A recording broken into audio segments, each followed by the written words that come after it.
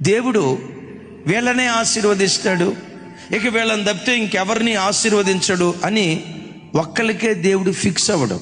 దేవుడు ఎప్పుడు వ్యక్తుల మీద కానీ వ్యవస్థల మీద కానీ ఆధారపడడం, వ్యక్తిత్వం మీద దేవుడు ఆధారపడతాడు.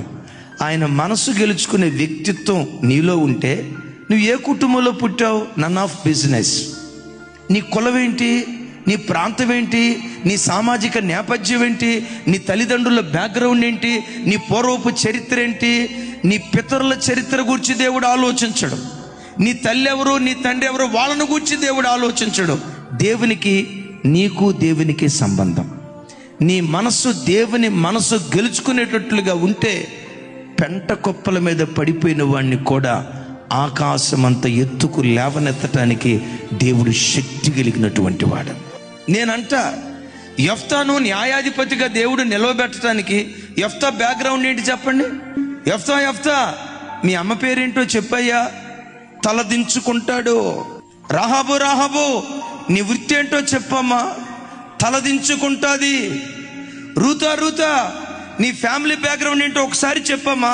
నీ తండ్రి ఎవరు, మీ మూల పితరుడు ఎవరు, ఆ పేరెత్తితే చాలు రూతమ్మ తలదించుకుంటుంది.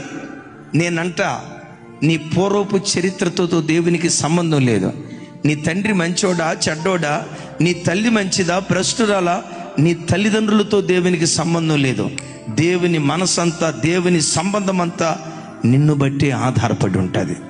నీ వ్యక్తిత్వం దేవుని మనసు గెలుచుకునేటట్లుగా ఉంటే, నువ్వు పల్లెటూరులో పుట్టావా, తాగుబోతోడు కడుపును పుట్టావా, తిరుగుబోతోడు కడుపును పుట్టావా, భయంకరమైన పాపపు కార్యక్రమాలు చేసిన వాని కడుపును పుట్టావా, దేవుడు పట్టించుకోడు. నీ ఒక్కడివి దేవుని కొరకు నువ్వు నిలవబడితే పెంట కుప్పల మీద నుంచి నిన్ను లేవనెత్తడానికి దేవుడు శక్తి కలిగిన వాడు. రాజుల చరిత్ర కానీ న్యాయాధిపతుల చరిత్ర కానీ మనం బైబిల్ అంతా వెతికితే ఈ గోత్రాన్ని మాత్రమే దేవుడు కోరుకొని, ఈ గోత్రీకులనే న్యాయాధిపతులుగా, ఈ గోత్రీకులనే రాజులుగా దేవుడు నిలవబెట్టాడు అని చెప్పుకోవటానికి వీల్లేదు. అన్ని గోత్రాల వారికి దేవుడు అవకాశం ఇచ్చాడు. ఇక్కడ దేవుని మనసు నేను చెప్పేది ఏంటో తెలుసా, ఆయన దగ్గరకు వచ్చిన ప్రతి బిడ్డను నిలవబెట్టాలనే దేవుడు కోరుకుంటాడు. నేనంట దేవుడు నిలవబెట్టని వ్యక్తులంటూ ఎవ్వరూ లేరు. అందరినీ నిలవబెట్టాలనుకుంటాడు. కొందరు కృపను కాపాడుకోవటాన్ని బట్టి కృప వెంబడి కృప పొందుకున్నారు. నా చేతులెత్తి దీవిస్తున్నాను, ఈ స్థలములో ఉన్న ప్రతి బిడ్డ కృప వెంబడి కృప పొందుకుందురుగాక.